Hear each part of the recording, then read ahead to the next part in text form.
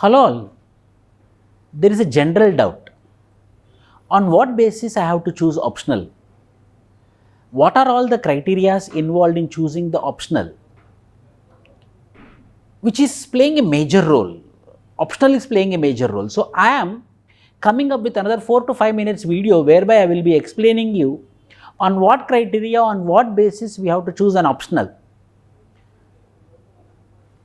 In UPSC preparation, there will be GS4 papers, GS1, GS2, GS3, GS4 is ethics and essay papers, and optional 2 papers will be there, paper 1, paper 2. Out of 50 options, any optional you can take. But remember, the optional which you are going to take is going to determine your rank. Whether you will become an IAS officer or IPS officer or IPS officer of your home cadre or Northeast India or any other place will be decided by your rank. And that rank will be decided by your marks which you are getting in your papers. And which marks is more important is your optional paper. So please don't neglect your optional. Don't neglect while choosing your optional. Don't believe that someone is telling take this optional or my brother took this optional so I will take this optional, this teacher is there. No, in that way you should not take your optional. You have to have some criteria, you have to check some criteria. According to that criteria only you have to choose your optional. That I am going to explain in this particular section.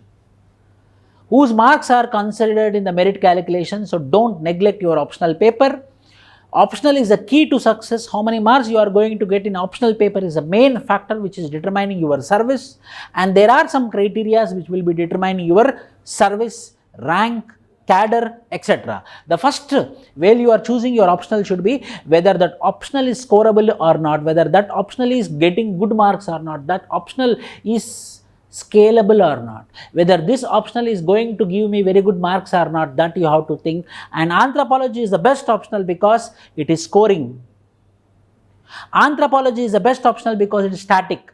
One notes will be there, one content will be there, one static notes will be there. If you read the static notes, add 10% of current affairs to it and you will get more marks. So which optional is going to get you or going to give you more marks, take that particular optional. Subject scoreability. Students' own abilities also, again, if you are from arts background, so if you know about economics, if you know about polity, if you know about geography, then accordingly you have to take the optional. So where you have the skill, where you want to learn, if you want to learn about evolution of man, if you want to know about the cultures of the societies, if you want to know about the economic systems, so according to that particular abilities, interest we can tell, based upon the interest you have to take your optional. Commonality, overlapping with GS, which subject is going to overlap with GS? For example, anthropology if you take in GS1, Indian society, complete Indian society module will be from anthropology paper 2. In GS2, governance, half of the governance will be covered in anthropology paper. GS3, internal security will be covered in anthropology. Ethics, lot of GS4 ethics, lot of examples you will get in anthropology paper. Essay, in anthropology you will be also practicing the evolution, historical, genesis, origination. So you can also get a very good content for essay paper. Hence, commonality with GS is also, overlapping with GS is also very important aspect. Hence, source of information, study. Which source you have to study?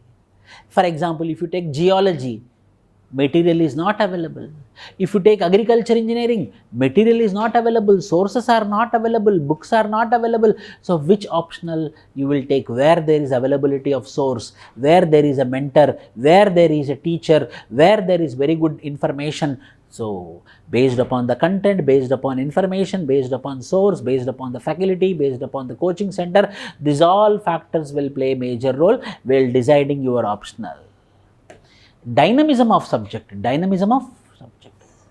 sometimes the subjects will be too much dynamic, like PSIR, every day you need to update. Public administration, every day you need, that is good only, but because we become dynamic. But too much dynamism is sometimes we might not read it, sometimes we might not study it, sometimes we might miss it.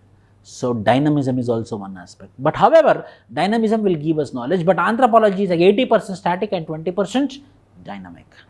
Background. For optionals like anthropology, there is no requirement of any background, means minimum graduation. Why? Because you know about basic economics, you know about basic polity, you know about basic religion, you know about basic evolution of man, biological concepts, very, very basic.